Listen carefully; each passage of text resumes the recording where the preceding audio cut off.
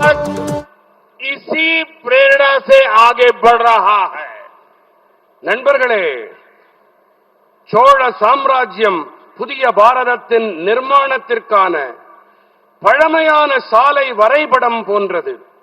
நாம் வளர்ச்சியடைந்த தேசத்தை உருவாக்க வேண்டும் என்று சொன்னால் நாம் ஒற்றுமையின் மீது அழுத்தம் அளிக்க வேண்டும். நாம் நமது கடற்படையினை, நமது பாதுகாப்பு படைகளை பலமுள்ளவையாக ஆக்க வேண்டும். நாம் புதிய சந்தர்ப்பங்களை தேடிக்கொண்டே இருக்க வேண்டும். மேலும் இவை அனைத்தோடும் கூடவே நமது விழுமியங்களையும் நன்கு பாதுகாத்து பேண வேண்டும். இன்று தேசம் இந்த உத்வேகத்தை தாங்கி முன்னேறி வருகின்றது என்பது எனக்கு பேருவகையை அளிக்கின்றது. साथियों, आज का भारत अपनी सुरक्षा को सर्वोपरि रखता है. अभी ऑपरेशन सिंदूर के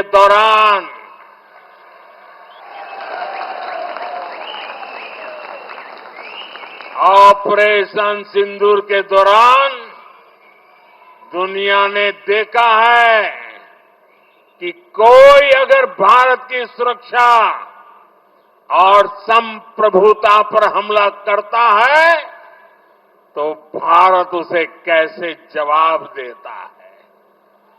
ऑपरेशन सिंदूर ने दिखा दिया है कि भारत के दुश्मनों के लिए, आतंकवादियों के लिए अब कोई ठिकाना सुरक्षित नहीं है. और आज जब मैं हेलीपैड से यहां आ रहा था, 3-4 किलोमीटर का रास्ता काटते हुए, और अचानक मैंने देखा एक बड़ा रोड शो बन गया और हरेक के मुंह से ऑपरेशन सिंदूर का जय जयकार हो रहा था. ये पूरे देश में ऑपरेशन सिंदूर ने एक नई चेतना जगाई है, नया आत्मविश्वास पैदा किया है और दुनिया को भी भारत की शक्ति को स्वीकार करना पड़ रहा है. நண்பர்களே, இன்றைய பாரதம் தனது பாதுகாப்பை அனைத்தையும் விட பெரிதாக கருதுகின்றது. யாராவது பாரதத்தின் பாதுகாப்பு மற்றும் இறையாண்மை மீது தாக்குதல் தொடுத்தால் பாரதம் எப்படிப்பட்ட பதிலடியை கொடுக்கும் என்பதை ஆபரேஷன் சிந்தூரின் போது உலகமே உற்று பார்த்தது. பாரதத்தின் எதிரிகளுக்கும் பயங்கரவாதிகளுக்கும் எந்த ஒரு மறைவிடமும் பாதுகாப்பானது கிடையாது என்பதை ஆபரேஷன் சிந்தூர் வெளிச்சம் போட்டு காட்டியது. நண்பர்களே, நான் இங்கே வந்தபோது அங்கே ஹெலிபேடிலே தரையை தொட்டேன். சற்றேறக்குறைய 3-4 கிலோமீட்டர்கள் தொலைவில் இருந்தது அது. அப்போது அங்கே சாலையிலே ஒரு ரோட் ஷோவிற்கு ஏற்பாடு செய்யப்பட்டிருந்தது.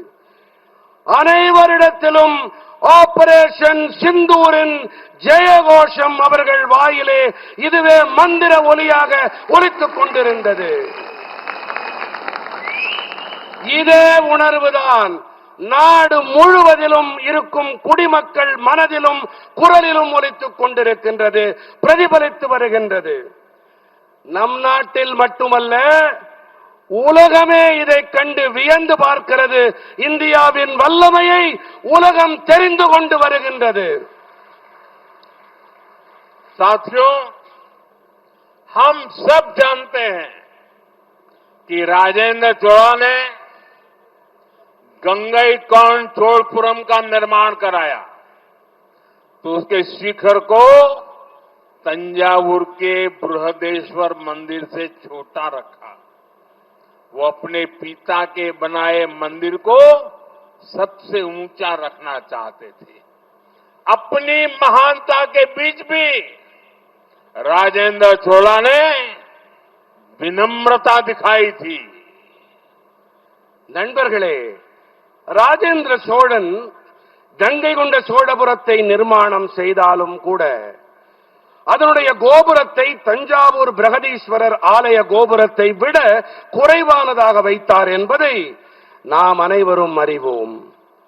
தனது தந்தையாரால் கட்டியெழுப்பப்பட்ட ஆலயத்தின் கோபுரத்தை அனைத்தையும் விட உயரமானதாக தக்க வைக்கவே அவர் விரும்பினார். தனது மகத்துவத்திற்கும் இடையேயும் கூட ராஜேந்திர சோழன் மிகுந்த பணிவினை வெளிப்படுத்தினார்.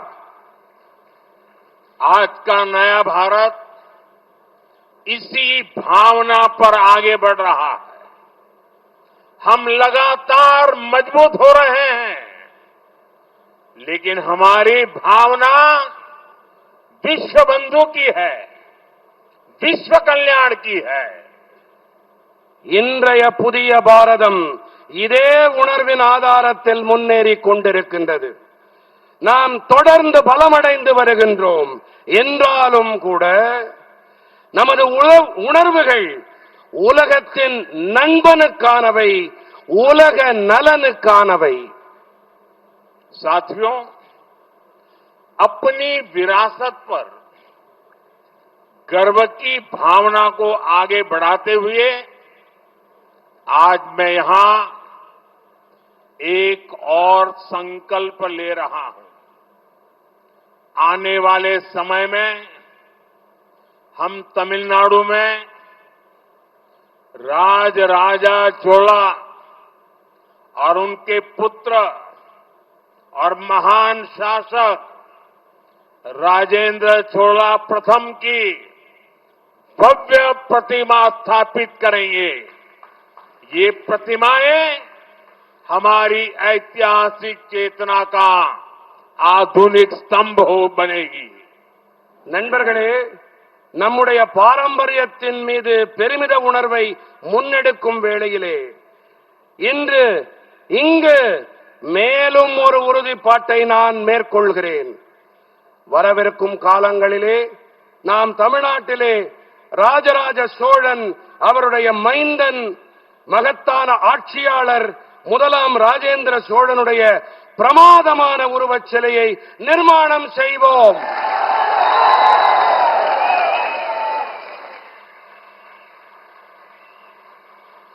இந்த உருவச் சிலைகள் நமது வரலாற்று விழிப்புணர்வின் நவீன கொடிமரங்களாகும்.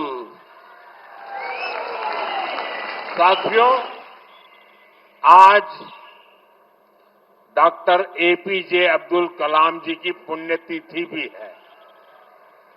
विकसित भारत का नेतृत्व करने के लिए हमें डॉक्टर कलाम, चोला राजाओं जैसे लाखों युवा चाहिए. शक्ति और भक्ति से भरे ऐसे ही युवा.